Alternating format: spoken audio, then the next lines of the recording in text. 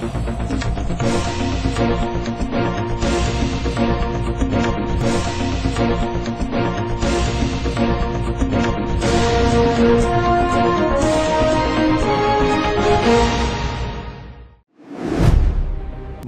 રાજમહેલ રોડના કોઠીફળિયા વિસ્તારમાં આવેલા શ્રી કૃષ્ણ મંદિરમાં શ્રી મોરલી મનોહર ભગવાનના 48મા પાટોત્સવ નિમિત્તે વિવિધ ધાર્મિક કાર્યક્રમો અને અન્નકૂટ મહોત્સવનું ભવ્ય આયોજન કરવામાં આવ્યું હતું.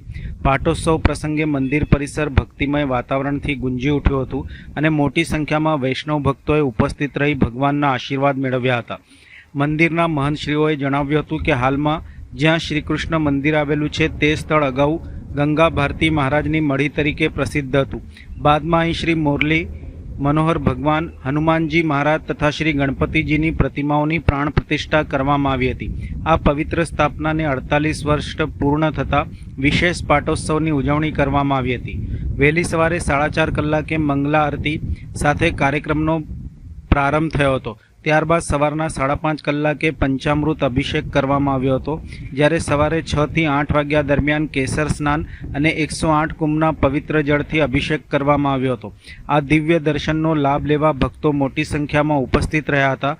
સવારે 11 કલાકે અખંડ ધૂનની પૂર્ણાહુતિ કરવામાં આવી હતી અને બપોરના 12 કલાકે પાટોત્સવ નિમિત્તે મહાઆરતી યોજાઈ હતી. દિવસભર મંદિર પરિસરમાં ભજન કીર્તન અને હરિનામ સંકીર્તનનો માહોલ રહ્યો હતો, જેના કારણે સમગ્ર વાતાવરણ આધ્યાત્મિક ઉર્જાથી છલકાયું હતું.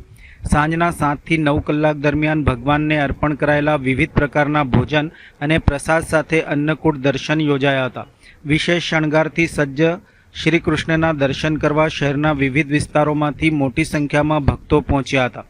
રાત્રિના 9 કલાકે મનોરથ આરતી સાથે પાટોત્સવની વિધિવત પૂર્ણાહુતિ કરવામાં આવી હતી. સમગ્ર દિવસ દરમિયાન ભક્તિ, શ્રદ્ધા અને ઉત્સાહનો અનોખો માહોલ સર્જાયો હતો, જે ભક્તો માટે યાદગાર બની રહ્યો હતો. જય શ્રીમનારાયણ, જય શ્રી કૃષ્ણ.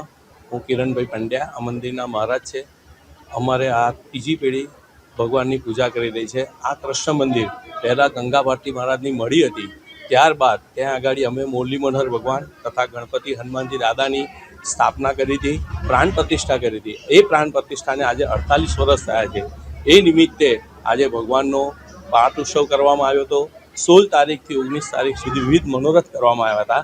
આજે ભગવાનનું ભવ્ય અંકુટનો દર્શન થઈ રહ્યા છે અને આ મંદિરની એ છે પ્રસન્નતા એ છે કે આ મંદિરની અંદર ગંગા ભારતી મહારાજ નિમિત્તે તમે કઈ બી શ્રીફળ માનો તો તમારી બધી મનોકામનાઓ પરિપૂર્ણ થાય છે. અને અમે વર્ષોથી આ મંદિરમાં અમે સેવા કરી રહ્યા છીએ. અને આ ભગવાન કાછિયા સમાજમાં આવેલું આ મંદિર કોઠીફળિયા જૂની કાછિયા રાજમહેલ રોડ પર આ મંદિર આવેલું છે. વૈષ્ણવોનો ઘણા સહજ સહકાર સાથે અમે આ મંદિરમાં ભવ્ય ઉત્સવો ઉજવવામાં, જન્માષ્ટમીને દિવસે, રામનવમીને દિવસે ભવ્ય ઉત્સવ ઉજવવામાં આવે છે. તથા અમે બે વર્ષ પછી મંદિરના ભગવાનની સ્થાપનાને 50 વર્ષ પૂર્ણ થવાના છે. તે નિમિત્તે અમે ભગવાનનો 56 ભોગનું પણ આયોજન કરેલું છે. તો વડોદરાની અને સર્વ ગુજરાતની સર્વ પ્રજાઓને, વૈષ્ણવોને અમારી નમ્ર વિનંતી છે કે બધા દર્શનનો લાભ લેવા વધારજો. જય શ્રી કૃષ્ણ, જય શ્રીમનારાયણ.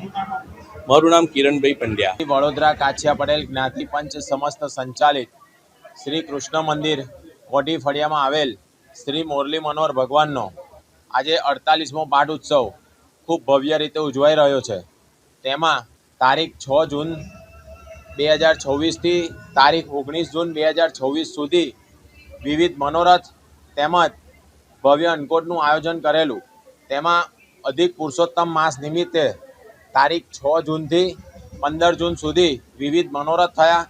તેમજ 48મા પાટોત્સવ નિમિત્તે 16 જૂનથી 19 જૂન સુધી વિવિધ મનોરથ તેમજ 24 કલાકની અખંડ ધૂન તેમજ આજે 48મા પાટોત્સવ નિમિત્તે ખૂબ ભવ્ય અન્નકૂટનું આયોજન કરવામાં આવેલું. તેમાં વડોદરાની સમગ્ર ભક્તિપ્રેમી જનતા આજે ઠાકોરજીના દર્શનનો લાભ મેળવી ખૂબ ભવ્યતા અનુભવશે. જય શ્રીમનારાયણ.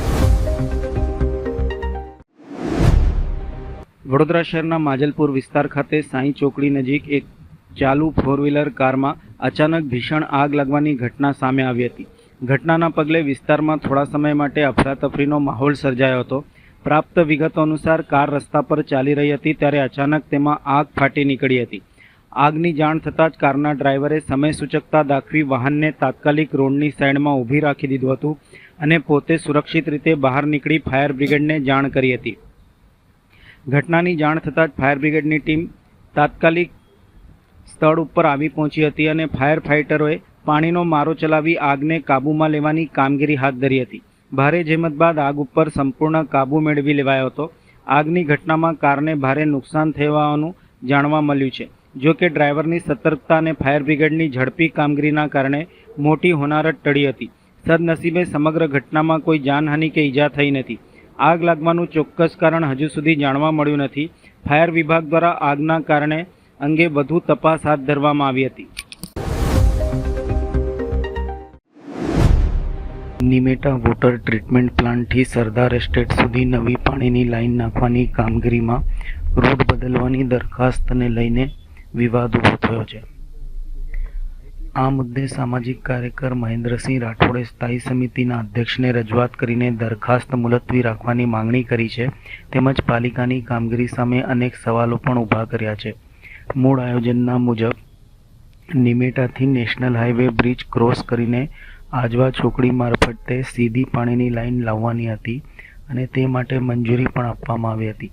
જો કે હવે રૂટમાં ફેરફાર કરીને નિમેટાથી સયાજીપુરા નેશનલ હાઈવે જંકશનથી હાઈવેને સમાંતર નવા અતિથિ ગૃહ સુધી અને ત્યાંથી ડભોઈ દશાલાડ ભવન થઈ સરદાર એસ્ટેટ સુધી લાઈન લઈ જવાનો નિર્ણય કરવામાં આવ્યો હોવાનું જણાવ્યું છે. મહેન્દ્રસિંહ રાઠોડના જણાવ્યા મુજબ સીધી લાઈનના બદલે લાંબા અને વળાંકવાળા માર્ગે લાઈન લઈને જવાથી પ્રજા ટેક્સના પૈસાનો બિનજરૂરી ખર્ચ થશે.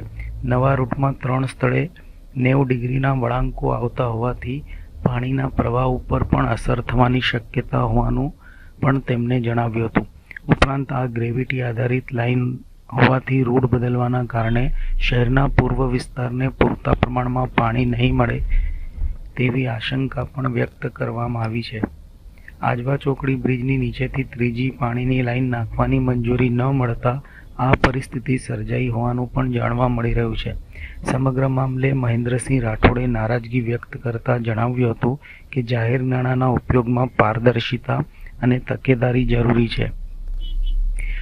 આ સાથે તેમણે શહેરમાં પ્રજા ટેક્સના પૈસાથી વાવવામાં આવતા છોડના જતન અંગે પણ પ્રશ્નો ઉઠાવ્યા હતા. કરોડો રૂપિયાના ખર્ચે લાવવામાં આવેલા અનેક છોડ યોગ્ય દેખરેખ અને જાળવણીના અભાવે સુકાઈ જતા હોવાથી તેને અંગે પણ આક્ષેપો કરતા તેમણે જવાબદારી નક્કી કરવાની માંગણી કરી હતી. વિષય તો બહુ ખૂબ જ મહત્ત્વના છે. નવી ટીમ આવી છે એટલે નવી જે પ્રથમ જે આપણી સભા થવાની છે અને એના માટે સ્થાયી સમિતિની અંદર જે દરખાસ્તો મૂકવાના છે ને એજન્ડો કહેવાય. આ એવો એજન્ડો કે જેવી રીતે અમદાવાદ જઈએ ને અમદાવાદનો રિક્ષાવાળો 1 કિલોમીટરનો સફર હોય તમને ગોલ ગોલ ફેરવી અને 3 કિલોમીટર તમારું મીટર ચડાવે એવી રીતે એ જ અમદાવાદનો રિક્ષાવાળો લાગે છે કોન્ટ્રાક્ટર બનીને આવ્યો છે. નિમેટાથી આવતી પાણીની પાઇપલાઇન આજવા ચોકડી એટલે સયાજીપુરા ચોકડીથી સીધી સરદાર એસ્ટેટ આવી જોઈએ, પણ પોતાના કિલોમીટર વધારવા, પોતાના લાગતા વળગતા ઇજારદારોને ફાયદો કરાવવા 9 કરોડ રૂપિયા અને 3 મહિના બીજા ફાળવ્યા છે. એટલે એને 4 બેન્ડ વાગે એટલે એ પાઇપલાઇન ભાઈ કાકા પાર્ટી પ્લોટ થઈ, સયાજીપુરા સર્કિટ હાઉસ થઈ અને એકતાનગર થઈ વાયા ફાયર બ્રિગેડ થઈને પાછું સરદાર એસ્ટેટ 4 રસ્તા લાવી એટલે 9 કરોડ રૂપિયા એક્સ્ટ્રા જાય. પાણીનું ગ્રેવિટી તૂટે એટલે આપણે પંપ એટલે બૂસ્ટર પંપ લગાડીને પાણીનું પ્રેશર બનાવવું પડે. એની ઇલેક્ટ્રિસિટી આ લોકો અભણ એન્જિનિયર અને પોતાના લાગતા વળગતા ઇજારદારોને ફાયદો કરાવવા માટે પહેલાં રત્ના વેલજી છેતરી ગયો. ખબર નહીં એ કોનો જમાઈ હતો, એ આખા વડોદરાનો જમાઈ બની અને કરોડો રૂપિયા ખાઈ ગયો. પૂર્વ વિસ્તાર પાણીથી હેરાન પરેશાન થયું. પાછો બીજો એજન્ડો લાયા છે કે 1 કરોડ રૂપિયાના નવા છોડવા લાવવાના વાવવા માટે. હમણાં 6 મહિના પહેલાં 2 કરોડના છોડવા લાયા અને તમે જોયું જે મૂક્યા બધા સુકાઈ ગયા. અહીં ગાડી 10 રૂપિયાના 100 ગ્રામ ધાણા હોય તો અમે ઘરે નથી લઈ જતા ભાઈ, અને તમે લોકો છોડવા લાવીને કરોડો રૂપિયાના છોડવા સૂકવી નાખ્યા. આ બીજા 1 કરોડના લાવીશું. આ વડોદરાની જનતાના ટેક્સની કમાણીના પૈસા છે. અહીં પેટ કાપીને અમે ટેક્સ ભરીએ છીએ અને તમે લીલા લહેર કરો છો પોતાના કૌભાંડ કરવા માટે. વડોદરાની જનતા નહીં સાખી લે. મન ફાવે એવા ફતવા હવે આ લોકોને જાહેર નહીં કરવા દઈએ એ આપ મીડિયા થકી અમે આ લોકોને વોર્નિંગ આપીએ છીએ. એકતાનગર ખાતે કેવડિયા પ્રીમિયર લીગનો પ્રારંભ થયો હતો. નર્મદા જિલ્લાના એકતાનગર ખાતે આજરોજ ગરુડેશ્વર તાલુકા દ્વારા કેવડિયા પ્રીમિયર લીગનો પ્રારંભ કરવામાં આવ્યો હતો, જેમાં કુલ 8 ટીમોએ ભાગ લીધેલ છે. કાર્યક્રમનું ઉદ્ઘાટન નર્મદા જિલ્લા કોંગ્રેસ પ્રમુખ દ્વારા કરવામાં આવ્યું હતું. તમામ ખેલાડીઓ સાથે શુભેચ્છા મુલાકાત કરી ક્રિકેટ મેચ બાબતે શુભકામના પાઠવવામાં આવી હતી, તેમજ ઉપસ્થિત મહેમાનો દ્વારા ટોસ પ્રક્રિયા પણ કરવામાં આવી હતી. આ અવસરે ક્રિકેટ રસિકો મોટી સંખ્યામાં ઉપસ્થિત રહ્યા હતા.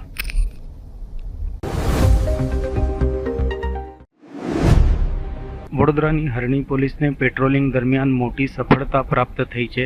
પોલીસ સ્ટેશનની ટીમ તારીખ 19 જૂન 2026ના રોજ વિસ્તારમાં પેટ્રોલિંગમાં હતી, ત્યારે બાતમી મળી હતી કે ગોલ્ડન બ્રિજ ઉતરતા રોડની બાજુમાં સુરતથી અમદાવાદ તરફ જતો સફેદ રંગનો બંધ બોડીવાળો બોલેરો પિકઅપ ટેમ્પો શંકાસ્પદ હાલતમાં પડ્યો છે. બાતમીના આધારે પોલીસે સ્થળ ઉપર પહોંચીને તપાસ કરતા વાહનની અંદર ગેરકાયદેસર રીતે ભારતીય બનાવટનો વિદેશી દારૂનો જથ્થો ભરેલો હોવાનું સામે આવ્યું હતું. તપાસ દરમિયાન 500 mlના ભારતીય બનાવટના વિદેશી બિયરના 1104 ટીન મળી આવ્યા હતા, જેની કિંમત ₹2,42,880 હોવાનું જાણવા મળ્યું હતું. પોલીસે દારૂના જથ્થા ઉપરાંત 2 લાખ કિંમતનો બોલેરો પિકઅપ ટેમ્પો પણ જપ્ત કર્યો હતો. આમ કુલ 4,42,800નો મુદ્દામાલ કબજે લઈ પોલીસે આ મામલે કાયદેસરની કાર્યવાહી તેમજ વધુ તપાસ હાથ ધરી હતી. વડોદરા મહાનગરપાલિકાની પાણી પુરવઠા વ્યવસ્થા સામે ફરી એકવાર સવાલ ઊભા થયા છે. વડોદરા શહેરના હાર્દસમા સિટી વિસ્તારમાં આવેલા બાજવાડા શેઠ શેરી વિસ્તારમાં છેલ્લા 20 દિવસથી વધુ સમયથી દૂષિત અને પીવા માટે અયોગ્ય પાણી આવતું હોવાની ફરિયાદો ઉઠી છે. સ્થાનિકોના જણાવ્યા અનુસાર વારંવાર રજૂઆતો કરવા છતાં સમસ્યાનો કોઈ કાયમી ઉકેલ આવતો નથી, જેના કારણે લોકોમાં ભારે નારાજગી જોવા મળી રહી છે. આ વિસ્તાર પૂર્વ મંત્રી રાજેન્દ્રભાઈ ત્રિવેદીના નિવાસસ્થાનની નજીક આવેલો હોવાથી મામલો વધુ ચર્ચાનો વિષય બન્યો છે. સ્થાનિકોનું કહેવું છે કે નળમાં આવતું પાણી ગંદુ અને દુર્ગંધયુક્ત હોવાથી તેનો પીવામાં ઉપયોગ લેવો મુશ્કેલ બની ગયો છે. દૂષિત પાણીના કારણે રોગચાળો ફેલાવાનો ભય પણ લોકોને સતાવી રહ્યો છે. દૂષિત પાણીની સમસ્યાને લઈને સ્થાનિક ભાજપા કાર્યકરો અને આગેવાનોએ પણ મહાનગરપાલિકા તંત્ર સામે નારાજગી વ્યક્ત કરી છે. તેઓએ આક્ષેપ કર્યો હતો કે અનેક વખત રજૂઆતો કરવા છતાં અધિકારીઓ દ્વારા અસરકારક કાર્યવાહી કરવામાં આવતી નથી. સ્થાનિક ભાજપના અગ્રણી પાર્થ શાહે જણાવ્યું હતું કે શહેરીજનોને શુદ્ધ અને પૂરતા દબાણથી પાણી પૂરું પાડવાની જવાબદારી પાલિકા તંત્રની છે, પરંતુ તંત્ર આ મામલે નિષ્ફળ સાબિત થઈ રહ્યું છે. સ્થાનિકોએ મહાનગરપાલિકા તંત્રને તાત્કાલિક સમસ્યાના ઉકેલ લાવી શુદ્ધ અને પૂરતા પ્રમાણમાં પીવાનું પાણી ઉપલબ્ધ કરાવવાની માંગ કરી છે. બીજી તરફ ભાજપાનો ગઢ ગણાતા વિસ્તારમાં જ પાણીની સમસ્યાને લઈને ઉગ્ર અસંતોષ જોવા મળતા રાજકીય વર્તુળોમાં પણ ચર્ચા શરૂ થઈ છે. જો તંત્ર દ્વારા સમયસર યોગ્ય પગલાં લેવામાં નહીં આવે તો આગામી દિવસોમાં સ્થાનિકો અને કાર્યકરો દ્વારા વધુ ઉગ્ર વિરોધ નોંધાવાય તેવી શક્યતા વ્યક્ત કરવામાં આવી રહી છે. આજરોજ બાજવાડા શેઠ શેરીમાં છેલ્લા 25 થી 30 દિવસથી વડોદરા મહાનગરપાલિકાના નવનિયુક્ત કોર્પોરેટર અંકિતાબેન સોની અને દીપિકાબેન પટણીને સતત ફોન કોલ દ્વારા મેસેજ દ્વારા જાણ કરવામાં આવતી હતી કે બેન પાણી કાળું આવે છે, બેન પાણી ગંદુ આવે છે, પીવાનું પાણી આવે છે, પીવાનું પાણી આવતું નથી, સારું નથી આવતું. તેમ છતાં કોઈ એનો નિકાલ આવ્યો નથી. આજ રોજ તમે પાણીની હાલત અત્યારે જોશો, આપને બતાવું વિડીયોમાં, ફોટોગ્રાફીમાં લાવ્યો કે શું પરિસ્થિતિ. મેં મ્યુનિસિપલ કમિશનર અરુણ મહેશ બાબુને મોકલ્યું હતું, એમને ડેપ્યુટી મ્યુનિસિપલ કમિશનર તુવેર સાહેબનો નંબર આપ્યો. તુવેર સાહેબને જાણ કરી કે 24 કલાકમાં થઈ જશે. એના નિષ્ણાત અધિકારી હેમલભાઈ રાઠોડ કરીને એ સાહેબે કહ્યું તમને 5 દિવસમાં કામ થશે. 25 દિવસ થયા, કામનો કોઈ નિકાલ નથી. તો શું અમારે પીવાના પાણીનો બી વેરો ભરવાનો અને બહારથી બોટલો પાણી બી લાવવાના? બરાબર. ને કોર્પોરેશન અધિકારીઓ કે તમારી જે થાય કરી લેજો. આ જ પરિસ્થિતિમાં રહેશે. તમારી જે થાય તમારે કરી લેવાની છૂટ છે. પહેલા વડોદરાના 4 દરવાજામાં 2 ટાઈમ પાણી આવતું હતું, સવારે 7 વાગે ને સાંજે 5:30 થી 7:30. અત્યારે એક ટાઈમ બી પાણી પૂરું કોર્પોરેશન નથી આપી શકતી, ને બી ફોર્સથી પ્રેશરાઇઝથી પાણી નથી આવતું. 30 મિનિટ પાણી આપે છે, 1 કલાકનું કહીને 30 મિનિટ પાણી આપે છે. તો શું પ્રજાને મૂર્ખ બનાવે છે અધિકારીઓ? ગાયકવાડના શાસનમાં વિધાઉટ પાણીની પ્રેશર લાઇન વગર મશીન વગર પાણી 4 દરવાજામાં આવતું હતું. આજે સક્શન મશીન મૂકવા પડે છે તો કશું સોલ્યુશન આવતું નથી. તો શું પ્રજાને મૂર્ખ સમજે છે? ખાલી વોટ લેવા માટે જ બતાવે છે કે વિકાસ વિકાસ વિકાસ. ક્યાં છે વિકાસ? આજ પાણી પીશે કોર્પોરેશન અધિકારીઓ? નહીં તો બિસ્લરીની 10 વાળી બોટલ પીશે કેબિનમાં. તો આ પ્રજા માટે મોકલો તમે બોટલો, કેમ નથી મોકલતા? 5 દિવસ વેરો બાકી તો સીલ મારવા જાય છે. મૂર્ખ છે, પ્રજાને સમજો તો બંધ કરી દેજો. 4 દરવાજાની પ્રજા છે, જે દિવસે વિપરશે ને તો દોડતા બી નહીં આવડે. વડોદરાની MS યુનિવર્સિટીના ચંચી મહેતા ઓડિટોરિયમ ખાતે EPFO વડોદરા દ્વારા પ્રધાનમંત્રી વિકસિત ભારત રોજગાર યોજના અંતર્ગત વિશેષ કાર્યક્રમનું આયોજન કરવામાં આવ્યું હતું. દેશભરમાં રોજગારને પ્રોત્સાહન આપવા માટે શરૂ કરાયેલી આ મહત્વાકાંક્ષી યોજનાનો પ્રારંભ પ્રધાનમંત્રી નરેન્દ્ર મોદીના હસ્તે કરવામાં આવ્યો હતો, જેમાં આશરે 2400 કરોડના પ્રોત્સાહનનું વિતરણ કરવામાં આવ્યું હતું. PMVBRY યોજનાનો મુખ્ય ઉદ્દેશ શ્રમિકો અને નિયોક્તાઓને ઔપચારિક અર્થતંત્ર સાથે જોડવાનો તેમજ રોજગારની નવી તકોનું સર્જન કરવાનો છે. યોજના હેઠળ પ્રથમ વખત રોજગાર મેળવનારા કર્મચારીઓને 15,000 સુધીનું પ્રોત્સાહન આપવામાં આવશે, જ્યારે નવા રોજગારનું સર્જન કરનારા નિયોક્તાઓને પ્રતિ કર્મચારી દર મહિને 3,000 સુધીની સહાય આપવામાં આવશે. મેન્યુફેક્ચરિંગ ક્ષેત્રમાં રોજગાર વધારવા માટે નિયોક્તાઓને 4 વર્ષ સુધી અને અન્ય ક્ષેત્રોમાં 2 વર્ષ સુધી પ્રોત્સાહનનો લાભ મળશે. EPFO મારફતે દેશભરમાં અંદાજે 3.5 કરોડ રોજગારીની તકો ઊભી કરવાનો આ યોજનાનો લક્ષ્યાંક છે. વડોદરામાં યોજાયેલા કાર્યક્રમમાં રાજ્યમંત્રી મનીષાબેન વકીલ, ગુજરાત વિધાનસભાના મુખ્ય દંડક બાલકૃષ્ણ શુક્લ, વડોદરા મહાનગરપાલિકાના મેયર ગીતાબેન મકવાણા, EPFOના regional commissioner Vikas Kumar, regional commissioner second Sushant Patil સહિત EPFOના અધિકારીઓ અને અન્ય મહાનુભાવો ઉપસ્થિત રહ્યા હતા. કાર્યક્રમ દરમિયાન યોજનાની વિગતવાર માહિતી આપવામાં આવી હતી અને રોજગાર સર્જન માટે સરકારના પ્રયાસોને ઉજાગર કરવામાં આવ્યા હતા. પ્રધાનમંત્રી વિકસિત ભારત રોજગાર યોજનાનો ઇન્સેન્ટિવનો કાર્યક્રમ છે અને ખૂબ મોટા પ્રમાણમાં આજે એમ્પ્લોયર્સ અને એમ્પ્લોય બંનેઓને બોલાવવામાં આવ્યા છે અને આજે સમગ્ર દેશમાં 2,400 કરોડની બતવાર રકમના ઇન્સેન્ટિવ આપવામાં આવશે, જેથી કરીને પહેલાં 6 મહિનામાં જ્યાં બાળકોને જોબ લાગી હોય ત્યાં એ સતત જોબ કરે, એક જ જગ્યા પર કરે. એના માટે થઈને લગભગ 6,500ની રકમ ફર્સ્ટ ઇન્સ્ટોલમેન્ટમાં અને 1 વર્ષ પછી જ્યારે સ્થિર થઈ જાય ત્યારે 7,500ની બીજી વારનું ઇન્સેન્ટિવ એને આપવામાં આવશે. આથી કરીને આ યોજના લાભ એ રહેશે કે જે એમ્પ્લોયર્સ હોય છે, જેમની MSME હોય છે, કાં તો પોતાનો સ્ટાર્ટઅપ કંઈક ચાલુ કરેલો હોય, ડિજિટલનું કંઈક નવું મુવમેન્ટ ચાલુ કર્યું હોય, તો એને હેલ્પફુલ રહેવા માટે પણ એમ્પ્લોયીઝની જરૂર પડતી હોય છે. ત્યારે એવા એમ્પ્લોયીઝને ઇન્સેન્ટિવ આપ્યા પછી એમની રોજગારી, એમનું પગાર ભથ્થુંનું જે પણ કંઈક હોય એના મદદરૂપ થવા માટે આ યોજના પ્રધાનમંત્રી શ્રી નરેન્દ્રભાઈ મોદીજીએ 2025માં એને લોન્ચ કરવામાં આવી હતી અને લગભગ 1.5 વર્ષ પછી આપણે એને જોઈ શકીએ છીએ ખૂબ મોટા પ્રમાણમાં યુવાનોએ એનો લાભ લીધો છે અને જે એમ્પ્લોયર્સ છે એમને પણ लाभ लेते हैं। आज 19 जून 2026 का यह महत्वपूर्ण दिवस रोजगार job creation, employers and employ के लिए एक बहुत ही महत्वपूर्ण दिन है। आज हमारे माननीय प्रधानमंत्री जी प्रधानमंत्री विकसित भारत योजना का पहला इंसेंटिव डिसबर्समेंट कर रहे हैं, जिसमें पूरे भारत के लिए 2,400 करोड़ की रकम पहले राउंड में बांटी जा रही है और गुजरात स्टेट के लिए 61,000 कर्मचारियों को 25 करोड़ रुपए और 6,000 नियोक्ताओं को, एम्प्लॉयर्स को, फैक्ट्री वालों को लिए 155 करोड़ रुपए की सहायता राशि जारी की जा रही है।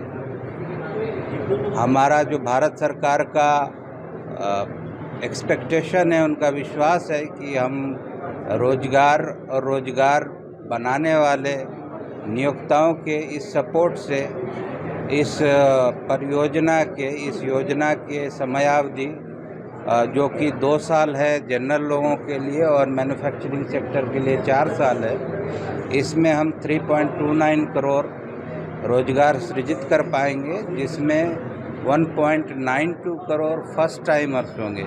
फर्स्ट टाइमर्स का मतलब है ऐसे स्टूडेंट्स या बच्चे जो पहली बार रोजगार क्षेत्र में अपना कदम रख रहे हैं। तो हमारी आशा है कि मैक्सिमम जो नियोक्ता हैं एम्प्लॉयर से इसमें अपना रजिस्ट्रेशन कराएंगे, पीएफ में मैक्सिमम लोगों को वो कवरेज कराएंगे और इस परियोजना का लाभ मैक्सिमम रूप से, महत्तम रूप से सब लोगों को मिलेगा। बड़ौदा का लाभार्थी है, मैं आपको बताती हूँ।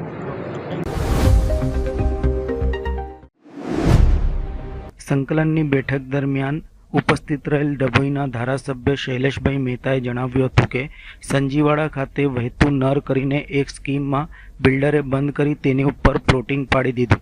એ બધી ફરિયાદો હતી. આ બાબતની તપાસ પણ કરવામાં આવી હતી. એમાં હકીકતો જણાઈ ત્યારે એસોસિએશનના અધિકારીઓએ પોલીસમાં ખાલી અરજી કરીને નોટિસ આપીને એ વ્યક્તિને ફરી કેનાલ ફરી જેવી હતી તેવી કરવા સૂચના આપી હતી. જ્યારે અમે જે તે સમયે પોલીસ ફરિયાદ કરવાનું કહ્યું હતું તે નથી થઈ ત્યારે કલેક્ટરે આજે 24 કલાકમાં જ પોલીસ ફરિયાદ દાખલ કરવાની સૂચના આપી છે. રેશનિંગની દુકાનોમાં જે ગડબડ ચાલે છે, થંભ માર્યા પછી જે અનાજ લોકોને મળવું જોઈએ તે અનાજ નથી મળતું, પાવતી નથી મળતી, તે આપવામાં નથી આવતી, આ બાબતનું પણ ધ્યાન દોર્યું છે.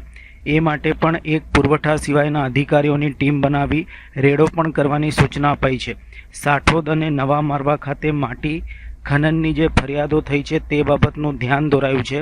ખનિજ વિભાગને આમાં મોટામાં મોટી પેનલ્ટી વસૂલ કરવા કલેક્ટરે સૂચના આપી છે. મહમ્મદપુરા ગામ છે ત્યાં આગળ મદ્રેસામાં હિન્દુ વિદ્યાર્થીઓને ભણવું પડે છે તે બાબતનું ધ્યાન દોર્યું છે. મદ્રેસાના સ્થાને કોઈ મકાન ભાડે લઈને વિદ્યાર્થીઓને ભણાવાય તે બાબતની પણ કલેક્ટરને ધ્યાન પર લીધું છે. કુંઢેલાનો રસ્તો બંધ કરી અંડરપાસ બનાવવાની કામગીરી ન થઈ હોય તેનું ધ્યાન દોરાયું છે.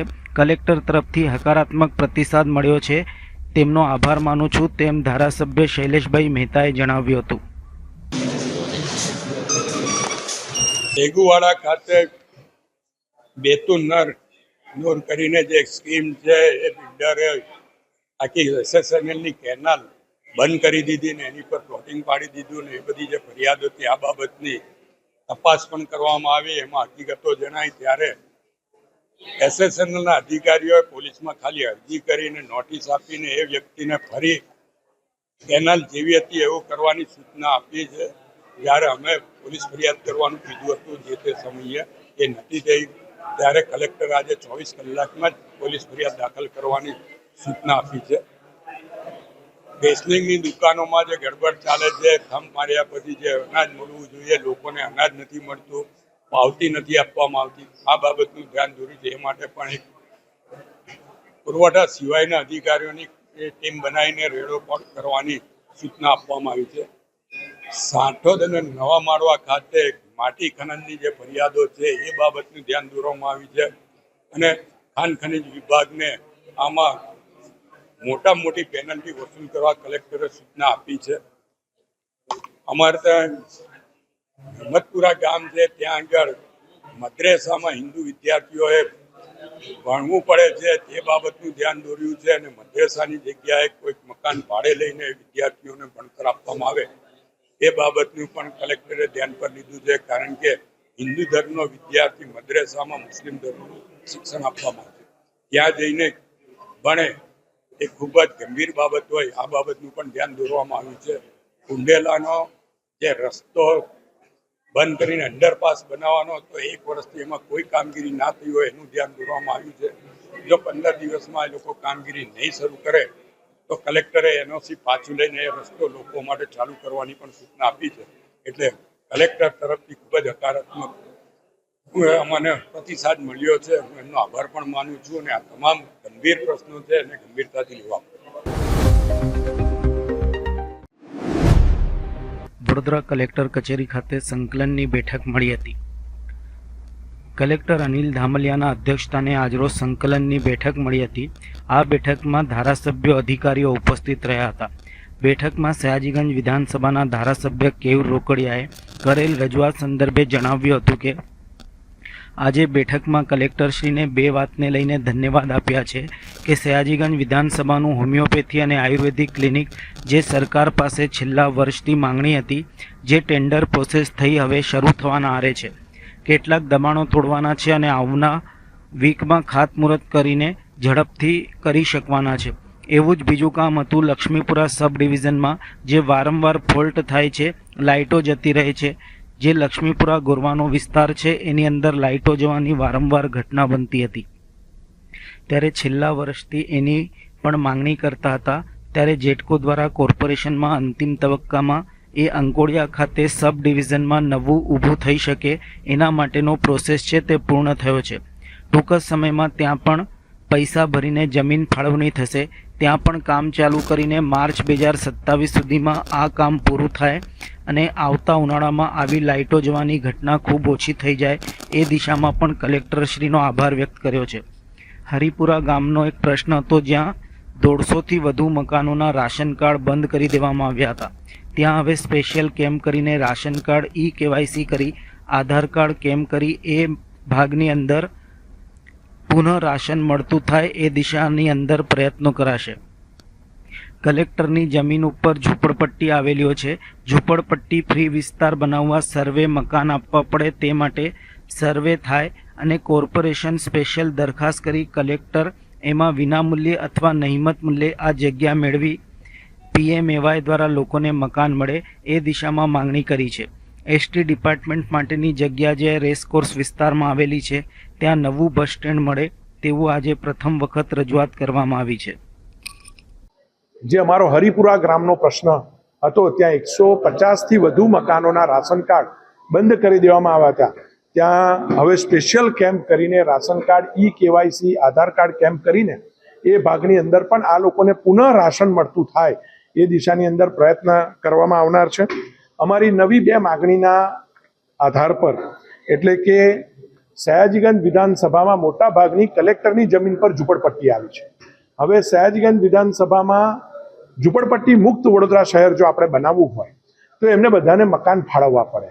તો આ મકાન ફાળવણી માટે ત્યાં સર્વે થાય અને કોર્પોરેશન સ્પેશિયલ દરખાસ્ત કરીને કલેક્ટરશ્રી એમાં વિનામૂલ્યે અથવા તો નહિવત મૂલ્યે આ જગ્યાઓ મેળવી અને ત્યાં પ્રધાનમંત્રી આવાસ યોજના દ્વારા લોકોને મકાનો મળે એ દિશાની અંદર અમે માગણી કરી છે.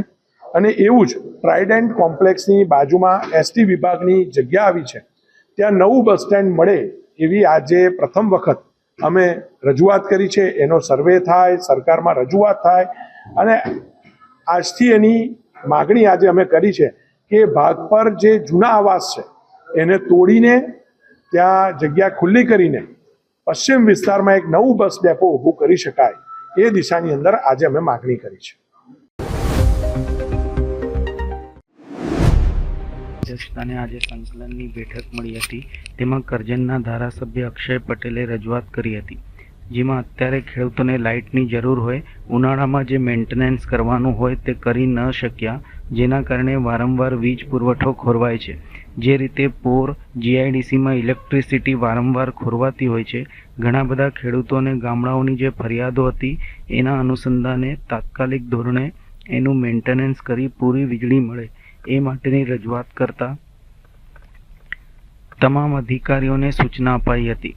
નર્મદા કેનાલોમાં જે પ્રશ્નો હતા તેમાં ઘણી કેનાલો ચાલતી નથી, ત્યાં ખેડૂતોને અવર જવર માટેનો રસ્તો ખુલ્લો કરવા માટેના પ્રશ્નો હતા. પ્રવાસન યાત્રાધામના જે પ્રશ્નો હતા, પૌરાણિક મંદિરો છે એ વિસ્તારોમાં આવેલી વાવો છે, પ્રવાસન યાત્રાધામ નિગમ દ્વારા ફરી રિપેર કરી યાત્રાધામનો વિકાસ થાય એ રીતના મુદ્દાઓ ઉપર ચર્ચા કરી હતી. પ્રી મોન્સૂન કામગીરી સંદર્ભે પણ કોઈ પણ જગ્યાએ પાણી ન ભરાય તેને લઈને પણ સૂચના અપાઈ છે તેમ તેઓએ જણાવ્યું હતું. ત્યારે જિલ્લા સંકલનની અંદર આજે કલેક્ટરશ્રીના અધ્યક્ષસ્થાને આજે જે મિટિંગ હતી એની અંદર જે અમારા વિસ્તારના જે પ્રશ્નો હતા એ પ્રશ્નોની અંદર ખાસ કરીને ગુજરાત વિદ્યુત બોર્ડ GEBના પ્રશ્નો હતા કે અત્યારે ખેડૂતોને લાઇટની તાતી જરૂર હોય અને ઉનાળાની અંદર મેન્ટેનન્સ જે કરવા જેવું હતું કરી નથી શકે, એને કારણે વારંવાર વીજ ખોરવાય છે. એ રીતે પોર GIDCના ઇલેક્ટ્રિસિટી વારંવાર ખોરવાતી હોય અને ઘણા બધા ખેડૂતોના ગામડાઓની જે ફરિયાદો હતી એના અનુસંધાને તાત્કાલિક ધોરણે એનું મેન્ટેનન્સ કરી અને પૂરતી વીજળી મળે એ માટેની તમામ અધિકારીઓને સૂચના આપવામાં આવી છે. નર્મદા કેનાલોના જે પ્રશ્ન હતા એ પ્રશ્નની અંદર ઘણી બધી કેનાલો એવી છે કે જે ચાલતી નથી ત્યાં ખેડૂતોને અવરજવર માટેનો રસ્તો ખુલ્લો કરવા માટે હવે એ પ્રશ્નો હતા. પ્રવાસન યાત્રાધામના આજે જે મિટિંગ હતી એના ઘણા વર્ષો પૌરાણિક મંદિરો છે, ઘણી બધી વિસ્તારોમાં આવેલી વાવો છે, એનું પ્રવાસન દ્વારા ફરીથી એનું મેન્ટેનન્સ કરી અને રિપેરિંગ કરી અને યાત્રાધામનો વિકાસ થાય એ રીતેના મુદ્દાઓ ઉપર આજે ચર્ચા કરવામાં આવી છે. ચોમાસાની શરૂઆત થઈ ગઈ છે, સિંચાઈ વિભાગને લગતા અને પ્રી મોન્સૂનની કામગીરી શું આજે પ્રી મોન્સૂનની કામગીરી અમારા ગ્રામ્ય કક્ષાએ તો લગભગ પંચાયતોને તમામ જિલ્લા વિકાસ અધિકારી અને તાલુકા વિકાસ અધિકારી દ્વારા સૂચના આપવામાં આવી છે, પરંતુ જે મારા વિસ્તારની અંદર આ કરજણ નગરપાલિકા જે છે એની અંદર પણ ચીફ ઓફિસરને સૂચનામાં આપવામાં આવી છે કોઈ પણ જગ્યાએ પાણીનો ભરાવો ના થાય એ રીતે તમામ જે કંઈક કાર્યવાહી કરવા જેવી હોય તે કરવાની સૂચના આપી છે.